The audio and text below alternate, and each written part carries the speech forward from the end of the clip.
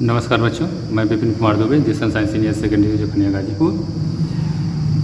कक्षा 8 का जो है पहला हिंदी व्याकरण में जो पहला लेसन जो चल रहा है, पहला लेसन में मैं जो है आप लोगों को जो है बोली तक पढ़ा दिया हूँ। बोली भाषा के एक छोटे क्षेत्र में बोली जाने वाले स्थानीय रूप को क्या कहते हैं? हम बोली कहते हैं। ठीक है, इसका जो क्षेत्र होता है वह जो है सीमित होता है। अब आइए देखते हैं हिंदी और उसका परिवार। हिंदी और उसका परिवार क्या है? हिंदी भारत में दिल्ली, उत्तर प्रदेश, मध्य प्रदेश, हिमाचल प्रदेश, हरियाणा, राजस्थान, बिहार, झारखंड, उत्तराखंड तथा छत्तीसगढ़ के लोगों की मातृभाषा है। अर्थात यहाँ पर हिंदी बोली जाती है। इन प्रदेशों में जो है हिंदी बोली जाती है और इन प्रदेशों की हिंदी जो है क्या है? मातृभाषा है। ठीक है, विभिन्न बोलियों को जो है हिंदी के विभिन्न बोलियों को जो है हम अलग अलग क्षेत्रों में जो देख सकते हैं, हम उनको जो है बता सकते हैं। जैसे पहला है इसमें पश्चिमी भाग की हिंदी, जो पश्चिम क्षेत्र में बोली जाती है। पश्चिम क्षेत्र में जो हिंदी बोली जाती है उसमें क्या है? ब्रज भाषा है, खड़ी बोली है, हरियाणवी है, बुंदेली है और कन्नौजी बोली जाती है। और खड़ी बोली आज जो है देश की जो है राष्ट्रभाषा के रूप में जो है विकसित हो चुकी है, अर्थात विकास पा चुकी है, अर्थात इसका जो है विकास हो चुका है। दूसरा है पूर्वी हिंदी। पूर्वी हिंदी के बारे में इस क्षेत्र में अवधी, छत्तीसगढ़ी और बघेली बोली जाती है। पूर्वी हिंदी का क्षेत्र जो होता है उसमें जो है जो बोली आती है वो उसमें अवधी आती है, छत्तीसगढ़ी आती है और बघेली आती है।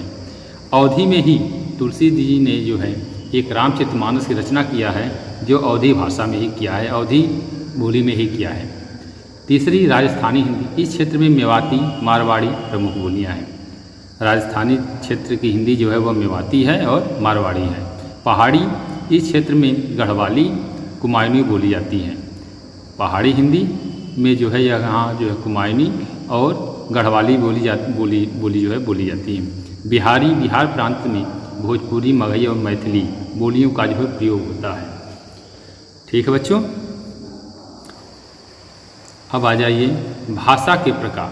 भाषा के जो प्रकार हैं, भाषा के जो है मुख्यतः 5 प्रकार की हैं। सांकेतिक भाषा, जब हम अपने भाव और विचारों का आदान प्रदान है संकेतों के माध्यम से करते हैं तो उसको जो हम क्या कहते हैं?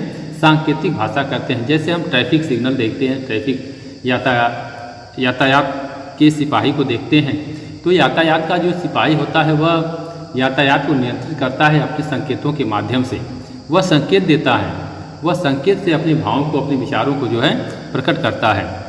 मातृभाषा, मातृभाषा क्या है? माता अथवा परिवार द्वारा बोली जाने वाली भाषा मातृभाषा कहलाती है। जो माता और परिवार के द्वारा जो बोली जाती है उसको जो हम क्या कहते हैं? मातृभाषा कहते हैं। जो जिस क्षेत्र में जन्म लेता है, जो जिस क्षेत्र में जन्म लेता है वह परिवार वहाँ की भाषा पहले बोलता है और समझता है। जैसे महाराष्ट्र में अगर बच्चा जन्म लेता है तो उसके माता पिता मराठी हैं, तो बच्चा जो है मराठी बोलना सीखता है। अगर जो वही बच्चा जो है हिंदी भाषी क्षेत्र अगर जो है उत्तर प्रदेश में जन्म लेता है तो वह बच्चा जो है हिंदी बोलना जो है सीखता है। अगर वही बच्चा जो तमिलनाडु में पैदा हुआ तो वहाँ पर जो है तमिल जो है बोलना सीखता है। सबसे पहले तो उसकी मातृभाषा जो तमिल हो जाती है। बिहार में जन्म लेने वाले बच्चे की मातृभाषा जो हिंदी हो जाती है। उत्तर प्रदेश में जन्म लेने वाले बच्चे की मातृभाषा जो है हिंदी हो जाती है। महाराष्ट्र में जन्म लेने वाले बच्चे की जो मातृभाषा होती है वह जो है मराठी हो जाती है। इस तरह से जो जो बच्चा जन्म लेता है तो वह अपनी पहली भाषा जो है माता और अपने परिवार वालों से ही सीखता है। इसके बाद जो है तीसरी राजभाषा।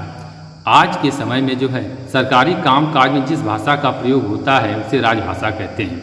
सरकारी कामकाज में जिन भाषा का प्रयोग किया जाता है उसको हम राजभाषा कहते हैं। जैसे इंग्लैंड की राजभाषा अंग्रेजी, फ्रांस की भाषा फ्रांसीसी और भारत में हिंदी और अंग्रेजी दोनों को ही राजभाषा का दर्जा दिया गया। भारत एक ऐसा देश है यहाँ पर दोनों को जो है राजभाषा का दर्जा दिया गया, हिंदी और अंग्रेजी दोनों को।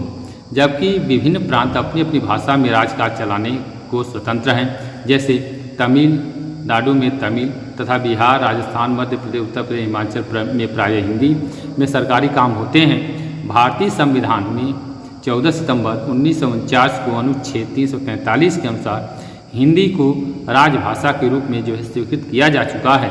इस दिन 14 सितंबर को जो है हम हिंदी दिवस के रूप में मनाते हैं। राष्ट्रभाषा।